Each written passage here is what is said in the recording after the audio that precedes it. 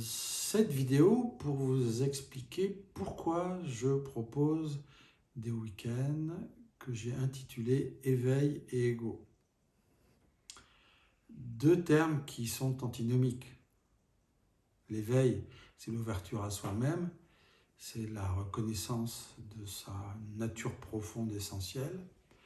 Et l'ego, lui, est une conscience qui est en nous, qui a quand même pour but de nous empêcher de nous éveiller. Ouais, les choses sont dites. Alors pourquoi proposer ce type de week-end?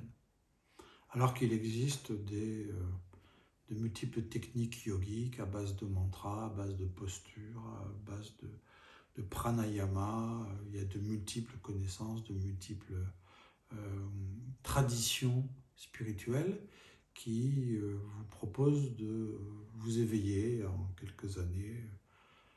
Eh bien, parce que ma propre expérience m'a démontré que ce n'est pas que par la pratique spirituelle, que par la sadhana, que nous pouvons atteindre l'éveil spirituel. Quand je parle d'éveil spirituel, je parle bien d'une ouverture totale sans que l'ego intervienne, sans que les racines de l'ego qui sont encore présentes puissent intervenir. Le constat que j'ai fait depuis de nombreuses années, c'est que certains êtres éveillés, donc qui ont une connexion avec le divin, ils ont un canal de silence, ou de vacuité, ou de présence, ou un canal de lumière, eh bien, certains êtres éveillés continuent en fait à ne pas percevoir un ego qui tire encore les ficelles de leur existence. Alors, je ne suis pas ici, bien sûr, pour critiquer ce qu'ils vivent, ça leur appartient, c'est leur destin, karmique ou dharmique, peu importe. Certains êtres ont le droit, bien sûr, de s'éveiller, d'avoir une belle connexion avec le divin et de garder l'ego, pourquoi pas. Ceci ne me regarde pas. Simplement, dans ma radicalité, il est absolument nécessaire pour moi de remettre la totalité de l'ego à sa place. Certains grands maîtres parlent même de l'abolir, l'abolition de l'ego.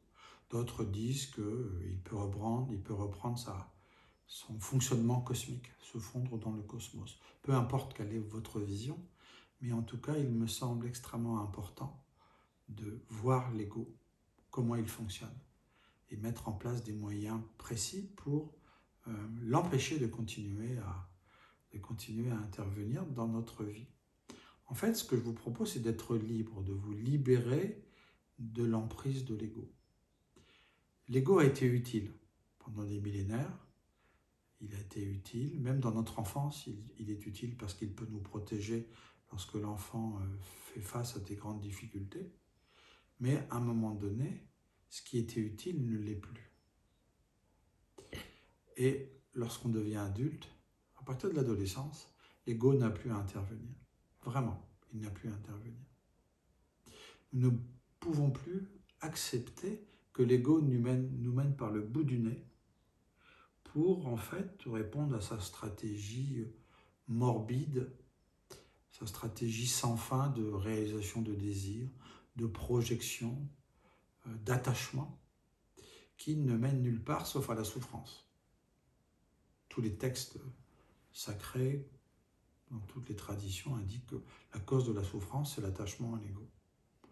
Même le karma dont vous êtes responsable maintenant est un type d'action qui a été perpétré il y a de nombreuses années, dans des vies passées, par identification avec l'ego. Donc l'ego est à bannir de notre existence maintenant, très très clairement. Très très clairement. Pourquoi? Parce que l'expérience, si je peux employer ce terme, en tout cas le vécu spirituel que nous avons lorsque l'ego n'est plus présent, ce vécu est essentiel, il est humble, il est simple et il est surtout radical. Il n'y a que soi avec soi-même. Éventuellement, vous pouvez dire que Soi avec soi-même, c'est soi avec le divin, c'est la même chose. Mais en tout cas, pas une once d'ego, pas une once de mental. Le corps émotionnel apaisé. Donc c'est le but, bien évidemment, de toutes les traditions spirituelles ou philosophiques, de vous amener à cet état. Simplement, il faut vraiment comprendre que l'ego, dans le domaine de la spiritualité, est encore très très présent. On trouve autant d'ego, voire plus, dans la sphère spirituelle que dans la sphère non spirituelle. On retrouve du pouvoir, on retrouve du plaisir, on retrouve de l'argent.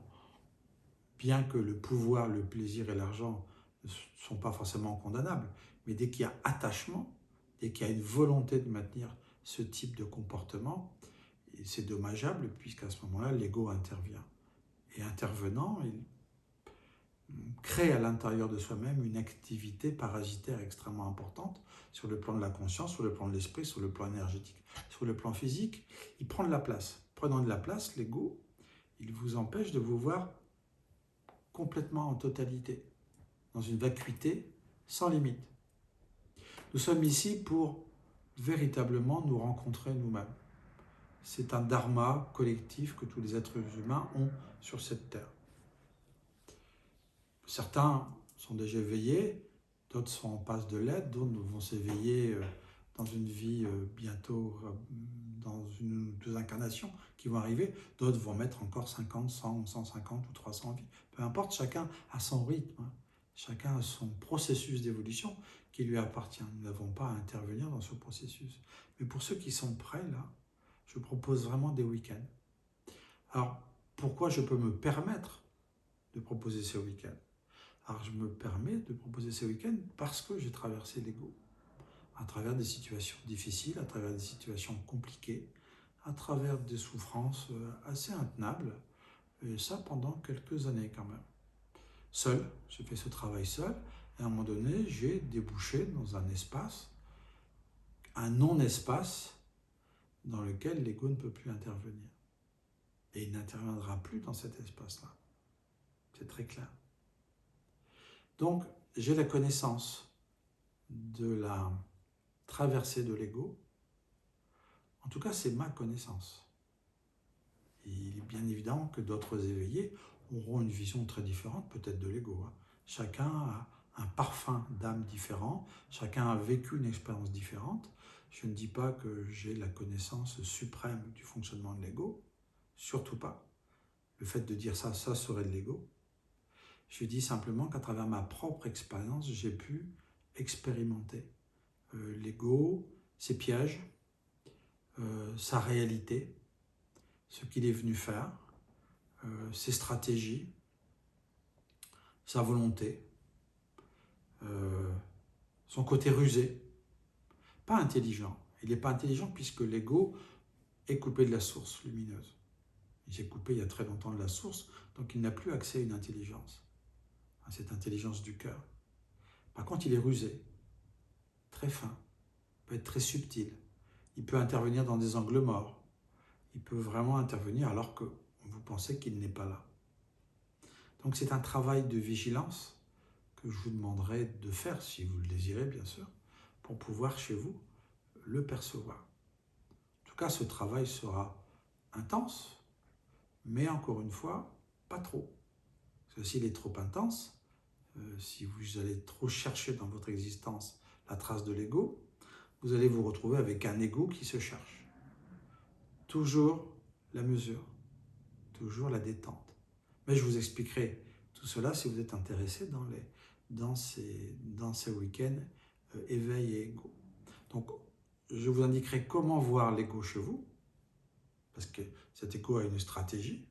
Comment voir l'ego chez l'autre, puisque si vous êtes en couple, vous avez bien sûr une âme en face de vous, vous avez un corps, mais vous avez aussi un ego. Et ces égos vont tricoter. Votre ego et l'ego en face vont tricoter. Et je vais vous donner des clés pour vous percevoir, pour que vous puissiez percevoir ce qu'il en est, pour amener de la clarté, pour amener en fait du témoignage dans le fonctionnement de votre ego et le fonctionnement de l'ego de votre conjoint. Et aussi des membres de votre famille, des personnes qui travaillent avec vous, des amis, etc. Donc voir votre ego, voir l'ego des autres, voir les interactions, et voir les souffrances que tout cela amène.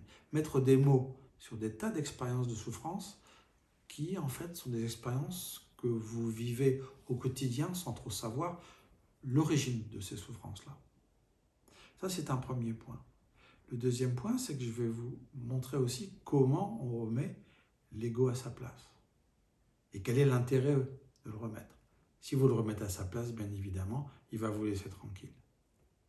Ce n'est pas toujours une partie de plaisir, remettre l'ego à sa place, mais tout dépend de la qualité de votre ego. Qualité, j'en passe ce terme, il y a des égos plus ou moins puissants, plus ou moins forts. Vous pouvez avoir des égos extrêmement humbles qui sont plus redoutables que des égos qui sont plus manifestement autoritaires à l'extérieur. Il y a des tas de pièges à voir, enfin à percevoir pour éviter de tomber dedans. Et donc, je vous expliquerai comment on fait pour le remettre à sa place. Donc ces week-ends durent en fait 12 heures. 2 heures le vendredi soir, 5 heures par jour, pas plus. 5 heures de travail sur l'ego. En groupe, c'est intense déjà. Il faut prendre de l'air, il faut marcher, il faut respirer. Donc ce sont des groupes pour l'instant de 10 à 15 personnes que je prends. Donc on travaille en groupe d'une manière très détendue, très simple, sans jugement, bien évidemment. S'il y a jugement, il y a ego. Et si des personnes ont des pensées de jugement, à ce moment-là, nous les verrons facilement, puisque j'ai cette capacité, après avoir traversé mon ego, en tout cas en grande partie de l'avoir traversé, puisqu'il en reste encore quelques racines quand même, mais après avoir traversé cet ego, je suis en mesure aussi de percevoir très subtilement l'ego chez les autres. C'est une capacité qui m'a été donnée, voilà, c'est ce que j'ai pu comprendre, assimiler à travers ces années de recherche sur ma propre souffrance qui provenait de cette idée d'identification à cet ego.